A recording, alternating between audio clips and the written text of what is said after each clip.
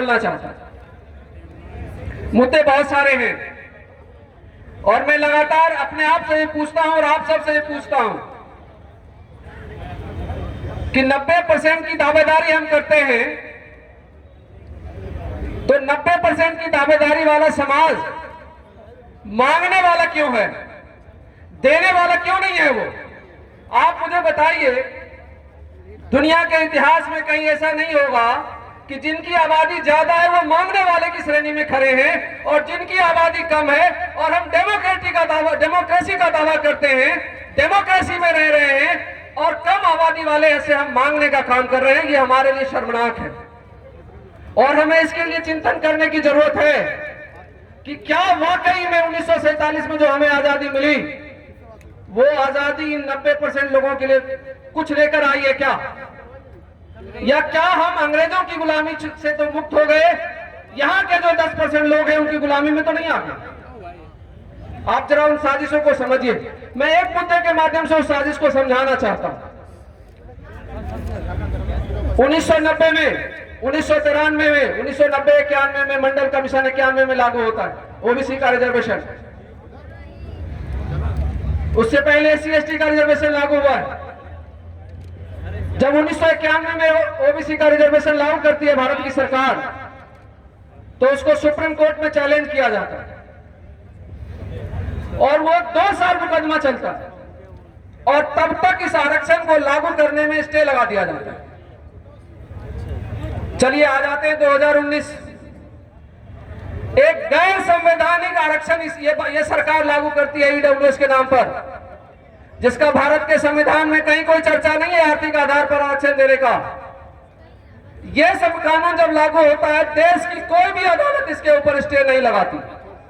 क्या हमें इन न्यायाधीशों से नहीं पूछना चाहिए कि यह कौन सा न्याय था कि जब ओबीसी का आरक्षण जो संवैधानिक प्रावधानों के आधार पर लागू होना था, उस पर तो तुमने स्टे लगाया और ईडब्ल्यूएस के ऊपर स्टे नहीं लगाया? क्यों? क्योंकि वहां पर भी मनुवादी बैठे हैं।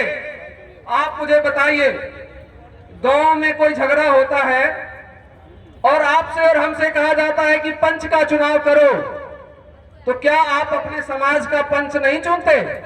वो आपको क्या ये भरोसा रहता है कि दूसरे समाज का व्यक्ति आपकी पंचायत करेगा, आपको न्याय देगा? आप जानते हैं इस बात को कि आप अगर दूसरे समाज का व्यक्ति न्याय करने के लिए वहां आपका पंच बनेगा तो वो न्याय नहीं करेगा। वो हो रहा है हमारे साथ, पर हम कभी भी जुडिशरी के ऊपर सवाल ही नहीं पूछते। कॉलेजियम बना दिया गया है, उस कॉलेजियम में क्रिमी लेयर नहीं है, लेकिन जब ओबीसी का आरक्षण लागू किया गया जो सामाजिक और शैक्षणिक पिछड़ेपन के आधार पर था, तब उसमें क्रिमी लेयर लगाया गया। भैया, जब आर्थिक आधार पर पिछड़ेपन की बात ही नहीं थी तो तुमने किस आधार पर यह क्रिमी लेयर लगाया? यह सवाल भी किसी ने नहीं पूछा। और मैं आपको बताना चाहता हूं, अगर इन सरकारों का बस चले, ये सरकार लगातार कोशिश कर रही है कि एससी एसटी के अंदर भी इस क्रिमी लेयर का प्रावधान किया जाए। और यकीन मानिए, हमारे में से बहुत सारे साथियों को भटकाया जाता है। क्रिमी लेयर के प्रावधान के बाद ओबीसी रिजर्वेशन की जो दशा है वो हम सब जानते हैं। क्योंकि जो व्यक्ति क्रिमी लेयर में ओबीसी समाज का आ जाएगा वो आरक्षण की बात नहीं करेगा, वो आपके खिलाफ खड़ा हो जाएगा। जैसे मैं प्रोफेसर हूं, मेरे बच्चे को आरक्षण नहीं मिलेगा ओबीसी का, ठीक है, हम लड़ते हैं क्योंकि हमें समाज की पीड़ा है, लेकिन हमारे समाज के बहुत सारे लोग हैं, उनको लगता है हमारे बच्चों को तो आरक्षण मिलना नहीं ओबीसी का, हम क्यों इसकी लड़ाई लड़ें? वो हमारे समाज का ही है लेकिन हमारे खिलाफ खड़ा। ये साजिशें हैं। जो मैं ठेकेदारी की बात करना चाह रहा था, मैं आंकड़े कुछ रखना चाहता हूं। ग्रुप सी और ग्रुप डी, भारत सरकार की कुल नौकरियों में लगभग 90% नौकरियां ग्रुप सी और ग्रुप डी में थी। ये बंद हो गया क्या? 1993 तक ग्रुप सी और ग्रुप डी की नौकरियों में, जब तक ओबीसी का आरक्षण नहीं लागू हो गया, तब तक ये ग्रुप सी और ग्रुप डी के सरकारी कर्मचारी बड़ी अच्छी काम करते थे। जैसे ही आरक्षण लागू हुआ, मनोवादी मीडिया ने एक साजिश रची हमारे खिलाफ, क्योंकि आप और हम जानते हैं कि ग्रुप सी में ज्यादातर हमारे समाज के लोग हैं, सी और डी में एससी एसटी ओबीसी के लोग ज्यादा काम करते हैं।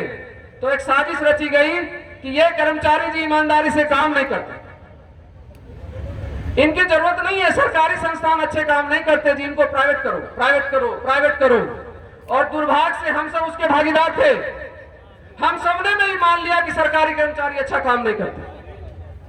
मैं दोस्तों आपसे एक चीज पूछना चाहता हूं, कोरोना का दौर गुजरा है। कोरोना के दौर में आप जरा ध्यान करिए, कितने प्राइवेट हॉस्पिटल्स काम कर रहे थे और कितने सरकारी हॉस्पिटल्स काम कर रहे थे। आप जब इलाज के लिए जा रहे थे तो यही सरकारी कर्मचारी जिसको आपने नकारा कहा था, वो आपकी रक्षा के लिए खड़ा था। सारे प्राइवेट हॉस्पिटल और क्लिनिक बंद कर दिए गए थे। इसका मतलब है कि जब जब देश को जरूरत पड़ेगी ये भाग खड़े होंगे। कौन साथ आएगा? ये SC ST OBC का लोग जो जगह जगह पर काम कर रहा है वो हमारी रक्षा के लिए खड़ा होगा। लेकिन साजिश रची गई और उस साजिश के हिस्सेदार हम बने। हमने भी कहा कि सरकारी कर्मचारी जी ईमानदारी से काम नहीं करते और हमने भागीदारी की, हमने तालियां बजाई जब उनको प्राइवेटाइज किया गया इन संस्थानों को। हमने ये नहीं सोचा कि जब प्राइवेटाइज किया जाएगा तो हकमारी किसकी होगी। जब 90% C&D ग्रुप के लोग हैं और उन C&D में हम SC ST OBC के लोग हैं, उनका निजीकरण हो रहा है तो हिस्सेदारी तो हमारी मारी जा रही है ना। हमने सोचा ही नहीं। हम यही बताना चाहते हैं कि हम खुद अपनी साजिश के खिलाफ स्वयं खड़े हो जाते हैं। हम ये साजिशें रचते हैं और उसके हथियार, उसके तलवार और औजार हम बनते हैं, आज भी बन रहे हैं। आप मुझे बताइए, जो देश में वैमनस्य का वातावरण खड़ा किया जा रहा है, इस जाति को उस जाति से लड़ा दो। उत्तर प्रदेश में जाओ, बिहार में जाओ, बोलो यादव सारा हक खा गया। महाराष्ट्र में जाओ, फलना सारा हक खा गया। यूपी में जाओ, जाटव सारा हक खा गया। और हम सब मान लेते हैं उसको। इसलिए हम लोग कहते हैं कि जाति की जनगणना कराओ और तब पता चलेगा कि किसने किसका हक ईमानदारी से खा लिया। इसलिए हम कह रहे हैं कि जरा सब हम लोग जाति जनगणना की बात जब कर रहे हैं तो SC ST OBC जनरल सबकी जाति गिनना चाहते हैं, ताकि हम बता पाए कि ब्राह्मणों के घर में कितना टीबी है और समान SC ST OBC के घर में कितना टीबी है, कितना फ्रिज है, कितना वॉशिंग मशीन है, कितने उसके बच्चे पढ़ते हैं और उसकी प्रति व्यक्ति आय कितनी है। अभी एक साथी लॉयर कह रहे थे कि सुप्रीम कोर्ट बार बार ये कहता है कि जाति जनगणना इसलिए जरूरी है क्योंकि ये पता चल सके कि 10% आरक्षण जो तुमने EWS का दिया। मेरे एक साथी, अभी कुछ मध्य प्रदेश के साथी होंगे, मैं आपको बताना चाहता हूँ, मध्य प्रदेश की वहां पर OBC समाज के लोग बड़े पैमाने पर आंदोलन कर रहे हैं और वहां कोर्ट में एक केस चल रहा है। उस कोर्ट केसेज में मध्य प्रदेश की सरकार ने जाति जनगणना 2011 से एक आंकड़ा निकाल कर दिया।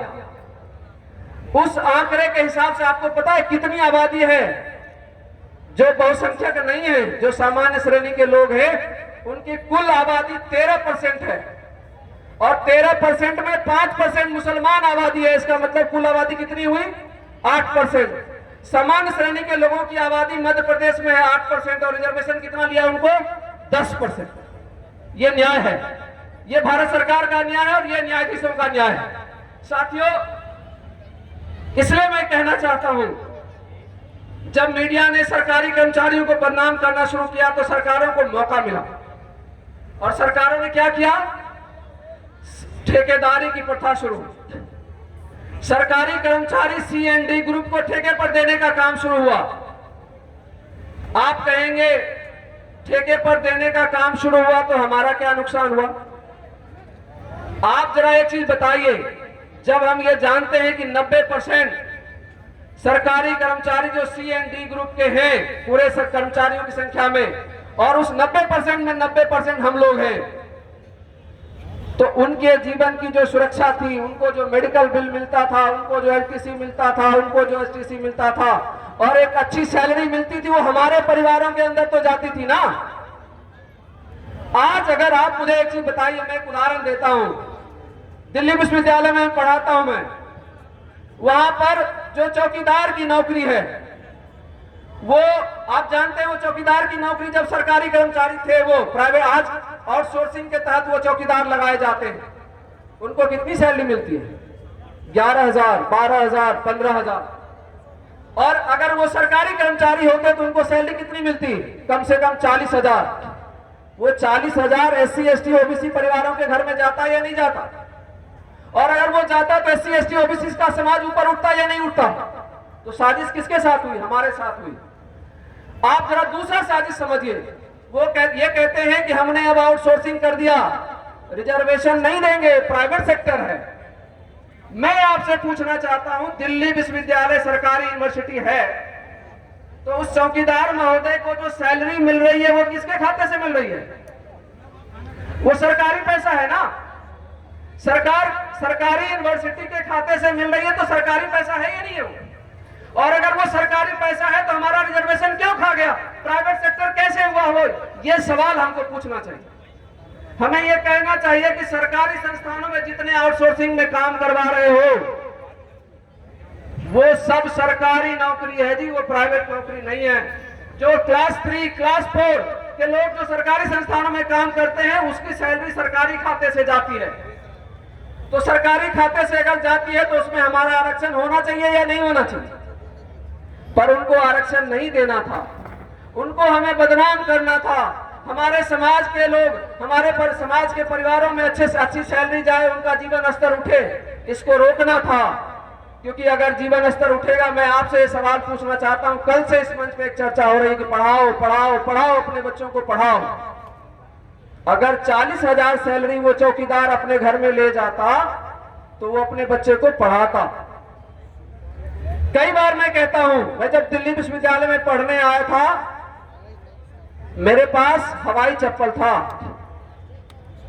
आज इस स्टेज पे खड़ा होकर सरकारों को चुनौतियां देता हूं इसलिए कि सरकारी यूनिवर्सिटी में कम खर्चे की पढ़ाई करके आज खड़ा हो पाया। आप मुझे बताइए, इन संस्थानों को बेचा जा रहा है, आपके बच्चे पढ़ेंगे। मैं एक उदाहरण देता हूं, आप जानते हैं एक यूनिवर्सिटी है अशोका, यही हरियाणा में बना है। वहां पर मैथमेटिक्स ऑनर्स 3 साल के कोर्स का जानते हैं कितना फी है? 27 लाख रुपया है। 3 साल का फी 27 लाख। जरा अपने अंदर झांक कर देखिए, मैं प्रोफेसर हूं, मैं अपने बच्चे को इस अशोका यूनिवर्सिटी में नहीं पढ़ा सकता, आप कैसे पढ़ाओगे या हम सब कैसे पढ़ाएंगे? ये अंदर सोचने की जरूरत है। क्यों ऐसा हो रहा है? आप समझने की कोशिश करिए। जिन जिन जगहों तक आप पहुंचते हो वो अपने लिए एक अलग राजशाही ठाट पहले से खड़ा कर लेते हैं।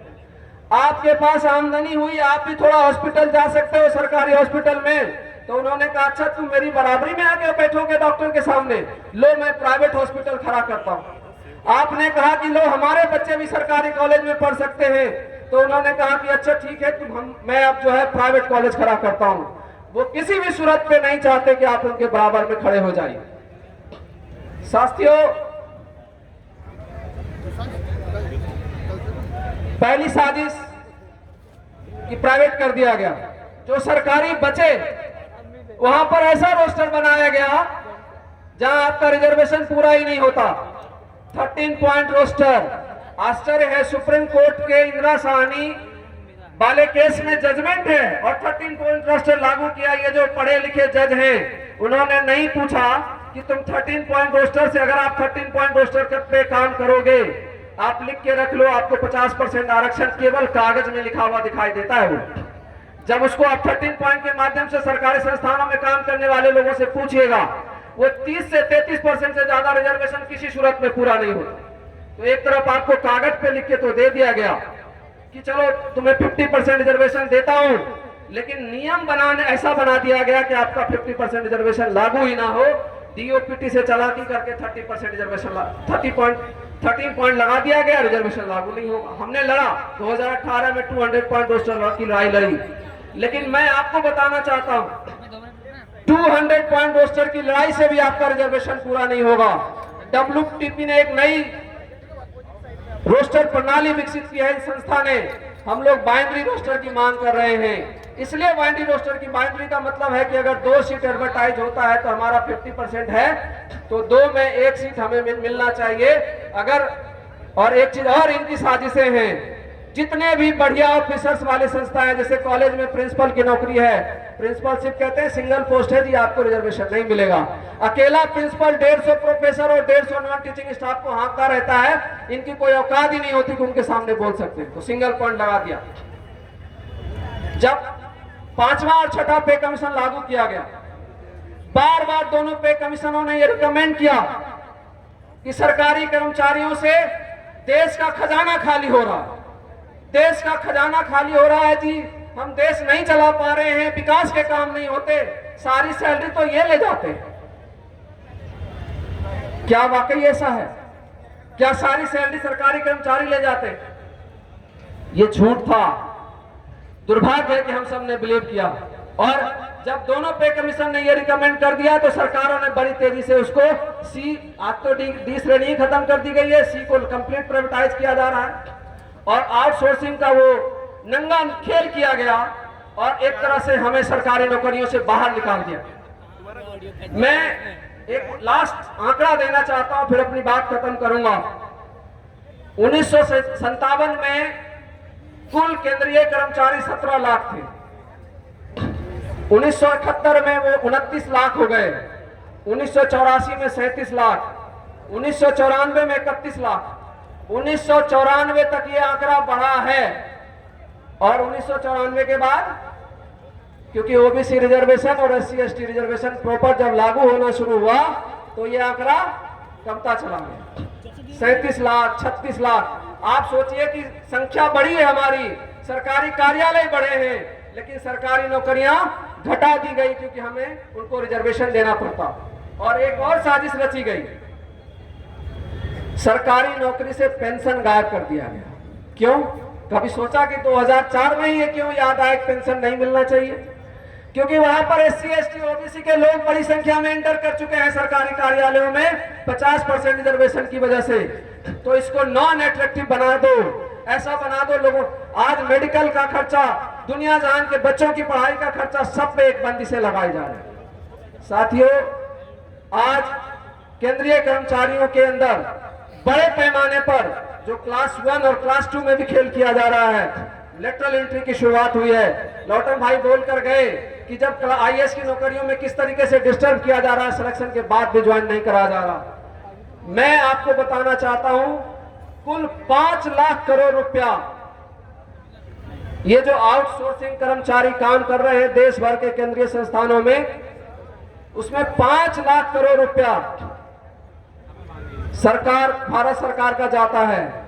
अगर वो सरकारी नौकरी होती तो वो 5 लाख करोड़ का 90% हमारे घरों में आता, हम अमीर होते, हम मजबूत होते और हमारा परिवार आगे बढ़ता। इन साजिशों को समझिए साथियों, और इन साजिशों का आप डेमोक्रेसी में हम आप रहते हैं, इनका जवाब एक जगह होता है। चुनाव में बाबा साहब ने गरीब अमीर सबके लिए एक वोट का प्रावधान किया है, उसकी पहचान खुद करिए, अपने मित्रों को करवाइए, अपने परिवारजनों को करवाइए। यहां से जाने के बाद लोगों से बातें करिए कि जो खतरे SC/ST OBC समाज के सामने, बहुसंख्यक समाज के सामने आए हैं, उन सब को अगर हमें ठीक करना है तो हम सबकी बराबर की भागीदारी होनी चाहिए। बहुत बहुत शुक्रिया।